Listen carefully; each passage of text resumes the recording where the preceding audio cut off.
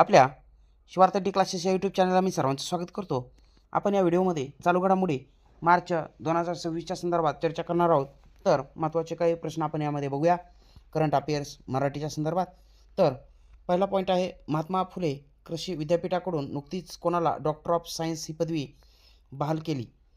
तर महाराष्ट्राचे मुख्यमंत्री देवेंद्र फडणवीस यांना ही महत्त्वाची डॉक्टर ऑफ सायन्स ही पदवी बहाल करण्यात आलेली आहे महात्मा फुले कृषी विद्यापीठाकडून. पुढचा पॉईंट आहे, महात्मा फुले कृषी विद्यापीठ कोठे आहे? तर राहुरी अहिल्यानगर या ठिकाणी हे विद्यापीठ, लक्षात घ्या. पुढचा पॉईंट आहे महत्त्वाचा, 2025चा साहित्य अकादमीचा मराठी भाषेचा पुरस्कार कोणत्या साहित्यिकाला मिळाला? तर राजू बाविस्कर यांना हा पुरस्कार मिळाला. जिल्हा आहे त्यांचा जळगाव. पुस्तकाचं नाव आहे त्यांच्या काळ्या निळ्या रेषा. या पुस्तकाला हा पुरस्कार मिळालेला आहे. पुढचा पॉईंट आहे, भारतातील पहिले झोपडपट्टीमुक्त शहर कोणते? तर चंदीगड हे भारतातलं पहिलं झोपडपट्टीमुक्त शहर ठरले आहे. पुढचा पॉईंट बघूया आपण मित्रांनो. आशिया खंडातील सर्वात मोठ्या ट्युलिप बागेचे, या ठिकाणी एक शब्द महत्त्वाचा बघा राहून गेलेला आहे, लक्षात घ्या. ट्युलिप बागेचे उद्घाटन कोणत्या ठिकाणी करण्यात आले? ट्युलिप, लक्षात घ्या. तर श्रीनगर या ठिकाणी या ट्युलिप बागेचं उद्घाटन झालेलं आहे आणि जी बाग आशिया खंडातील सर्वात मोठी बाग असणार आहे, ट्युलिप बाग म्हणून. त्याच्यानंतर सिटी युनियन बँकेचा एक ब्रँड ॲम्बेसिडर, या ठिकाणी लक्षात घ्या, ब्रँड ॲम्बेसिडर म्हणून कोणाची निवड झाली? ब्रँड ॲम्बेसिडर तर रवींद्र जडेजा, क्रिकेटपटू रवींद्र जडेजाची निवड या ठिकाणी सिटी युनियन बँकेचा ब्रँड ॲम्बेसिडर म्हणून निवड झालेली आहे, रवींद्र जडेजा. पुढचा पॉईंट मित्रांनो महत्त्वाचा आहे, विचारला जाऊ शकतो. 2026च्या इंडिया ट्राईब्स फेस्टिवलचे जे काही आयोजन आहे ते कोणत्या शहरात करण्यात आले? तर नवी दिल्ली या ठिकाणी इंडिया ट्राईब्स फेस्टिवलचं आयोजन करण्यात आलेलं आहे 2026.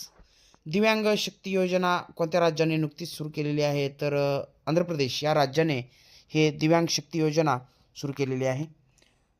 पुढचा पॉईंट आहे 9वा, भारताचा 94वा ग्रँडमास्टर कोण बनला? मयंक चक्रवर्ती. तर मयंक चक्रवर्ती या संदर्भात प्रश्न विचारला जाऊ शकतो की राज्य विचारलं जाईल आपल्याला, लक्षात घ्या मित्रांनो. भारताचा 94वा ग्रँडमास्टर मयंक चक्रवर्तीचे राज्य कोणते? तर आसाम हे राज्य असणार आहे. आणि ईशान्य भारतातला पहिला ग्रँडमास्टर म्हणून सुद्धा याच्याकडे आपण म्हणजे की लक्षात घ्यायचं आहे. या संदर्भात अजून एक प्रश्न आपल्याला बघा महत्त्वाचा ठरतो. गोशाळा योजना सुरू करणारे राज्य, नुकतंच बघा या राज्यानं गोशाळा योजना सुरू केलेली आहे. कोणतं राज्य? तर छत्तीसगड. आपल्या महाराष्ट्राच्या पूर्वेला असणारं हे महत्त्वाचं राज्य, या राज्यानं गोशाळा योजना सुरू केलेली आहे. आता या ठिकाणी होर्मुझची जी काय सामुद्रधुनी आहे चर्चेत आहे मित्रांनो, यावरती प्रश्न विचारला जाऊ शकतो. होर्मुझची सामुद्रधुनी कोणत्या दोन देशादरम्यान आहे? तर ओमान आणि इराण या दोन देशादरम्यान होर्मुझची सामुद्रधुनी आपल्याला पाहायला मिळते. पुढचा पॉईंट आहे मित्रांनो, 2025चा ज्ञानपीठ पुरस्कार कोणाला मिळाला?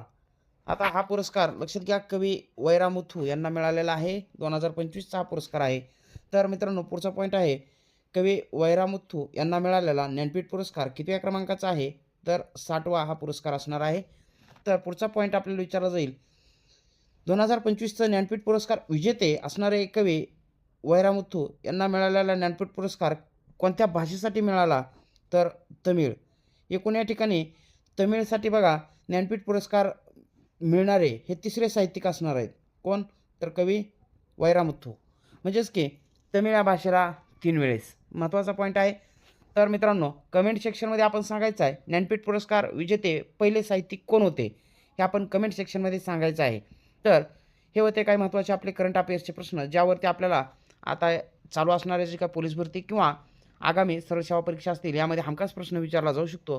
तर आपण जास्तीत जास्त महत्त्वाचा आपल्या मित्रापर्यंत हा व्हिडिओ शेअर करा आणि आपण जर माझ्या चॅनलला नवीन असाल तर चॅनलला सबस्क्राईब करा.